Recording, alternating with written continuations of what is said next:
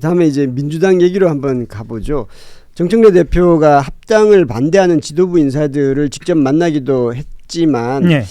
논란은 계속 가시지가 않아요. 예. 처음에 이제 합당 문제를 꺼냈을 때 이 정도까지 논란이 계속 커지리라 줄은 몰랐어요. 예. 정청래 대표가 그래서 인 걸로 보입니다. 어제 조국혁신당 합당과 관련한 전당원 여론조사 실시 제안했습니다. 그러니까 이게 어제 브리핑에서도 말씀드렸습니다. 1인 1표제가 어떤 상황으로 관철이 되느냐, 어떤 상황으로 통과되느냐에 따라서 동력을 얻을 것이냐 말 것이냐를 말씀을 드렸는데 실제로 1인 1표제 관철 이후에도 그런 동력이 살지 않고 반대 여론이 더 커지고 있다라는 판단 때문에 판단을 원인으로 해서 권리당원, 그러니까 당원의 뜻을 앞세워서 좀 동력을 얻겠다, 그런 분석이 좀 나오고 있습니다. 그런데 이게 당원 여론조사라는 게 이런 절차가 있나요? 실제로 공식적으로는 합당과 관련돼서 이런 주요한 결정은 전당대회나 그 수임기구인 중앙위원회를 통해서 하는 것이 공식적인 절차고요. 관례상 이제 어제 정청래 대표도 이렇게 이야기했습니다. 그러니까 합당 여부를 전당대회나 수임기구인 중앙위원회 직전에 전당원 투표로 결정한다라고 좀 이야기를 했는데요. 말씀하셨던 것처럼 이 전당원 투표는 공식적인 것이라기보다는 그 전당대회나 중앙위원회로 가기 전에 거치는 일종의 관례상 동력을 얻기 위한 제도로 좀 볼 수 있을 것 같습니다. 그러면 전당원 투표로 하면 합당의 50% 넘는다고 지금 보는 건가요? 예, 그러니까 그 지도부는 지금 그렇게 자신을 하고 있는 것 같고요. 그래서 이제 전당원 여론조사를 하는 방안을 최고위원들과 이제 논의를 해보겠다, 그런 상황입니다. 그러니까 1인 1표제가 한 60% 정도, 물론 중앙이지만 중앙이가 60% 정도 나왔으니까 당원 투표를 하면 이거보다 비율이 더 올라갈 거고, 뭐 50% 넘는 거는 큰 문제가 없다는 판단을 할 수 있을 텐데, 그러나 이 합당 문제를 뭐 50%를 간신히 넘거나 60% 수준에서 그러면 40%의 반대를 안고 합당을 하는 거는 과연 그게 괜찮은가요? 이게 정치공학적으로 말씀드려서 좀 죄송한데, 그러니까 여론을 뭐 6대4 처음에는 이제 8대2 정도로 보고 있었던 것 같습니다. 그러니까 당원의 지지를 만약에 여론조사를 하면 우리가 8 정도는 얻을 수 있다, 지도부는 이렇게 자신하고 있었던 것 같은데, 요즘 분위기로는 여론이 좋지 않은 것으로 내부적으로 판단을 하고 있어서, 만약에 그렇다고 하더라도 7대3이나 6대4라고 치면 100을 놓고 봤을 때 4나 3에 40이나 30의 어떤 반대를 가지고 합당을 하는 것이기 때문에 당이 합당하고 난 다음에 계속 그 당이 그 부담을 안아야 되는 부담을 안아야 되는 상황이기 때문에 그것은 또 어떻게 할 것이냐라는 반대 목소리도 또 다시 나오고 있습니다. 어떻게 해야 되죠? 저는 정말 안타까운 게 지금 참 이재명 정부 8개월 차 돼서 이제 겨우 내란을 극복해가는 과정, 그리고 이제 윤석열에 대한 사형 구형 나왔고 이제 2월달에 판결 1심 이제 겨우 나옵니다. 그런 상황에서 아직 정부 내부에도 뭐 내란의 잔존 세력들 전 충분히 활동하고 있을 수 있다고 봐요. 그래서 헌법 존중 TF도 활동을 하고 있는 건데, 거기다 이제 경제 문제, 뭐 부동산 문제, 이제 사회구조 대개혁으로 들어가는 길목입니다. 그런 상황에서 지금 정청래 대표가 어떤 당원들의 어떤 수기 없이 그냥 탑다운 방식으로 기습적으로 합당 제의를 하고 나서 지금 2주째 이렇게 가고 있거든요. 그럼 저는 뭐 정청래 대표의 논리는 그거 아닙니까? 더 큰 승리, 그리고 더 단단하게 모아서 한 표라도 더 모으면 더 이기니까 그렇게 하자라고 하는데, 우선 정치라는 게 이기는 것만이 목적이냐라는 걸 전 먼저 묻고 싶어요. 과거에 노무현 대통령께서도 과정의 중요성 얘기하셨고, 그 과정 속에서 낙선은 많이 했지만 그 패배는 성공을 위한 디딤돌이 돼가지고 국민들이 지지를 보냈던 거거든요. 사랑을 보냈던 거거든요. 근데 지금의 정청래 대표의 정치 방식은 노무현 대통령과도 다르고, 또 이재명 대통령이 추구하는 집단지성, 결국 국민이 합니다. 이 바텀업 방식의 수기라고 하는 것과 또 지금 너무 떨어진 방식이거든요. 저는 뭐 표 계산도 이제 정청래 대표가 말씀하시니까 좀 반박을 해보자면, 표를 다 끌어모으면 이긴다. 그럼 새로운 미래는 왜 표 안 모읍니까?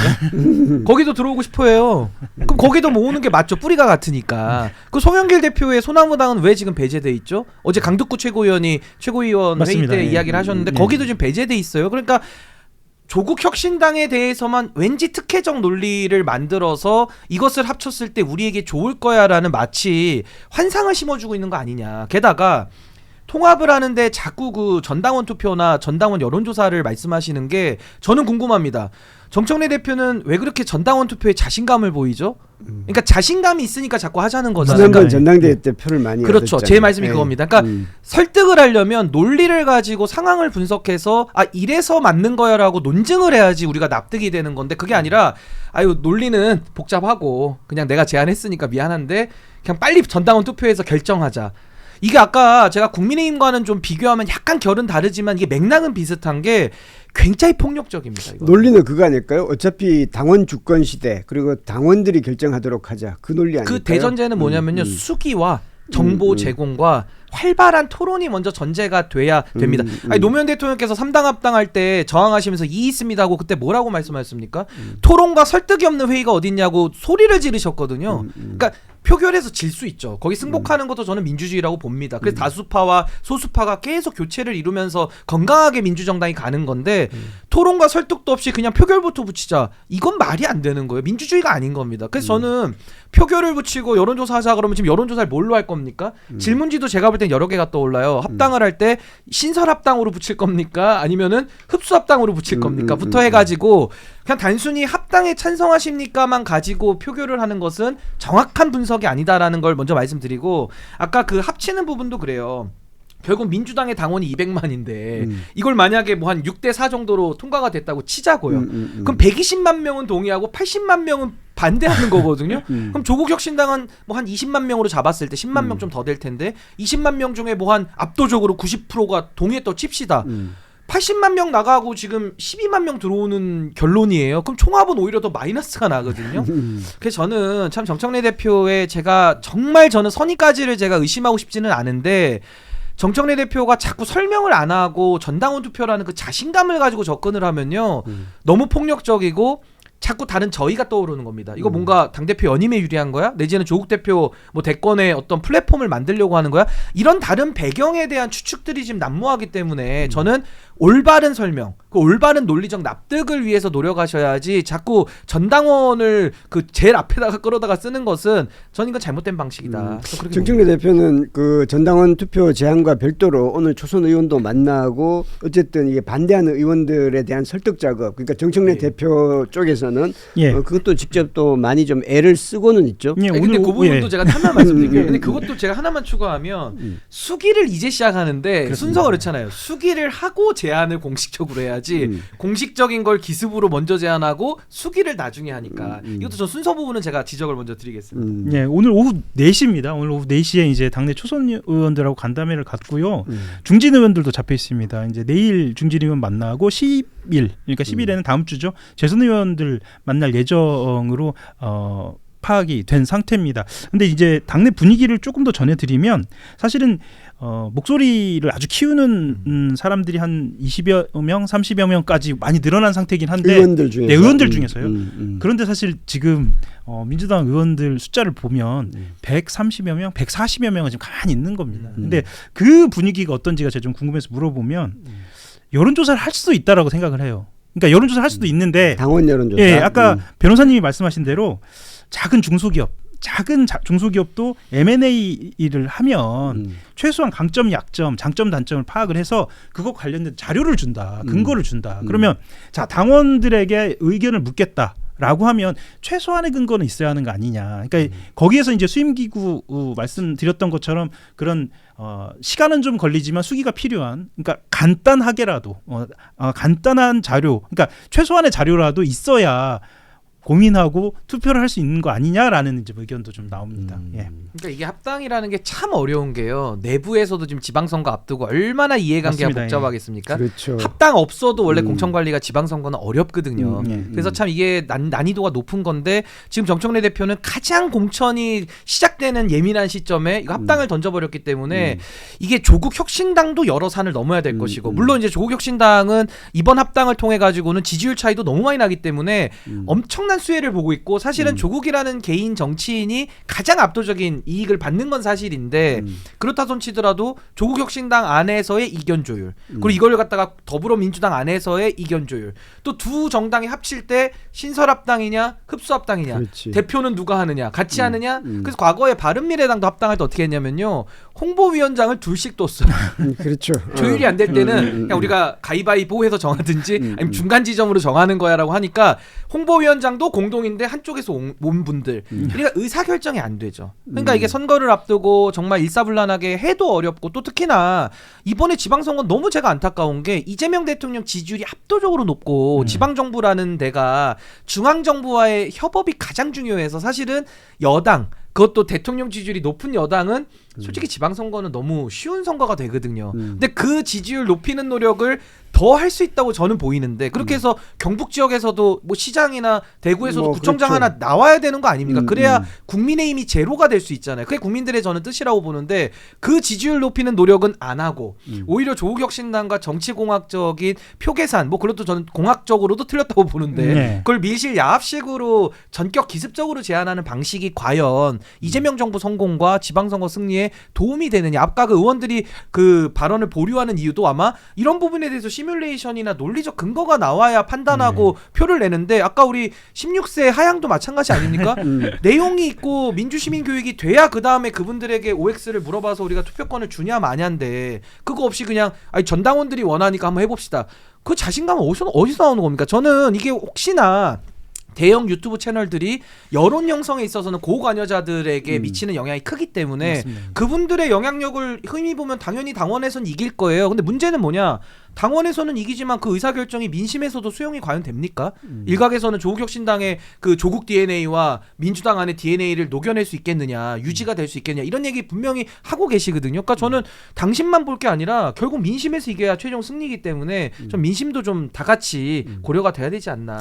그런 생각이 어저께 듭니다. 박진영 평론가님 나왔을 때도 한번 같이 얘기 나눴던 건데 당원 여론조사를 하게 되면 아마도 50%는 넘을 거다라는 게 일반적인 평인데 유튜브의 댓글들 뭐 지금 우리 뷰리핑도 마찬가지고 뭐 다른 유튜브도 마찬가지고 거의 압도적으로 합당을 반대해요. 그건 그래서 맞습니다. 그래서 이 괴리는 어디서 나오느냐? 왜 당원 투표는 다 50% 넘고 당원 투표를 하게 되면 또 50% 넘을 걸로 예상하니까 이제 정청래 대표가 그런 제안도 하고 그렇다고 하는데 이런 댓글에서는 거의 뭐 그냥 한 90% 이상 95% 정도 되는 것 같아요. 근데 이걸 보셔야 될 것 같아요. 저는 이재명 대통령이 사실 지지를 많이 받고 있잖아요. 그건 현실 그렇죠. 아닙니까? 이재명 대통령은 대표 시절에도 바텀업으로 했고 의사결정할 때 별로 당에서 무리를 안 저질렀어요. 왜 그러냐? 당신과 민심이 같이 가는 정당이었기 때문에 그 당심이 굉장히 박수를 받은 겁니다. 그 내란 진화까지 했고요. 이재명 대표 리더십 중심으로. 근데 지금은요. 이재명 대통령도 당이 배출했지만 지금 대한민국의 대통령이시잖아요. 이분은 민심 앞으로 해가지고 지금 민심을 60% 가까이 모아냈는데 지금 민주당은 사실 대통령 지지율에는 한참 못 미치거든요. 그럼 그 당심이라는 거는 한계가 있는 당심이라는 걸 좀 인정을 해야 될 것 같아요. 그러니까 과거에 이재명 대통령의 대표 시절과 지금의 정청래 대표의 대표 시절은 명확하게 다른 겁니다. 근데 다른 거를 갖다가 같은 당대표고 당심은 무조건 오라라고 가면 지금은 당심과 민심이 좀 괴리되는 상황 아니겠습니까? 그래서 저는 이런 상황에서는 민주당이 무리수는 좀 두지 말고 지선까지는 일단 대통령을 적극 지원하고 지방선거 승리를 통해서 어쨌든 이재명 정부를 그 모세혈관처럼 막 지방까지 우리 국민들 혜택 받으시려면은 지방정부의 수장들도 중요하잖아요. 지방의회도 중요하고. 그러니까 저는 이 중요한 선거 앞두고는 지금 이렇게 너무 당심을 강조해서 민심과 당심이 분리된 노선을 너무 강하게 갈 이유는 없지 않냐. 이 조국 대표의 그 조국 혁신당만 좋고 왜 민주당도 손해보고 정부도 손해보고 국민도 왜 손해봐야 됩니까? 그런 접근법은 좀 아니다라는 생각이 듭니다. 실제로 변호사님 말씀처럼 민주당 재선 모임에서도 비슷한 이야기를 합니다. 그러니까 말하자면 이 당이 쓸 수 있는 에너지, 그러니까 지방선거 앞두고 당이 쓸 수 있는 에너지를 이런 국면에 써서는 안 된다. 그렇게 이야기를 하면서, 그러니까 지금 현재의 갈등 국면이 너무 지속돼서도 그리고 지금 이 수준 이상으로 증폭돼서도 안 된다라고 의견 모아서 입장문을 내기도 했습니다. 아마 이제 침묵하는 의원들도 아마 지금 이제 의견은 다 있지만 오히려 의견을 냈을 경우에 이 갈등이 더 심화되지 않을까라는 그런 우려가 있기 때문이기도 하겠죠. 참고로 박홍근 의원은 중진이시잖아요. 원내대표도 하신 분이시고, 근데 박홍근 의원은 좀 입장을 강하게 내셨습니다. 강하게 그분도 내셨습니다. 초반부터 반발을 하셨지만은 어제는 이제 정청래 대표가 계속 진행하면 이거 뭐 집단 행동에서라도 막을 수밖에 없지 않냐 이런 행동까지도 제안을 하셨기 때문에 저는 그러면 뭐 박홍근 의원이 멈춰야 되는 겁니까? 정청래 대표가 멈춰야 되는 겁니까? 상식적이잖아요. 누군가 뭔가 문제가 있다, 본인의 행동인데 지적을 받으면 정청래 대표가 이거는 결자해지를 하면 가장 문제를 빠르게 수습할 수 있거든요. 그래서 전 리더의 덕목 중에 어떤 문제를 일으키는 것도 뭐 평가는 받아야 되겠지만은 문제가 나왔을 때 어떻게 교정하고 본인의 오류도 시정하느냐도 전 리더십 안에 들어간다고 봐요. 그러니까 전 정청래 대표가 이 부분을 본인이 결자해지를 해서 깔끔하게 풀어내는 것도 전 국민들이나 당원들이 또 정청래 대표를 다시 평가하는 기회가 될 수 있기 때문에 좀 현명한 대처법 이게 좀 필요하지 않나라는 생각이 듭니다. 알겠습니다. 신인규 변호사님이 굉장히 강하고 분명하게 말씀을 해주셨네요. 예.